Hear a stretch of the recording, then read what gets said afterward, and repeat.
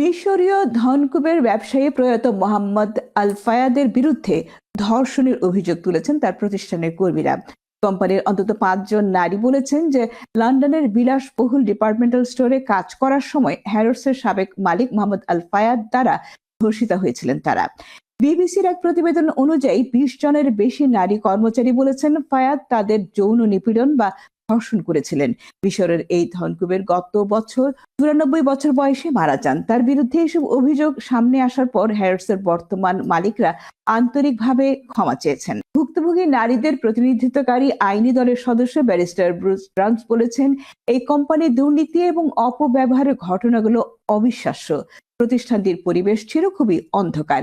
এই খবর সামনে আসার পর হ্যারোডসের সাবেক বেশ কিছু নারী কর্মচারী বিবিসির সঙ্গে যোগাযোগ করে। তারা বলেছেন মোহাম্মদ আল ফায়াদ তাদেরকে লাঞ্ছিত করেছেন।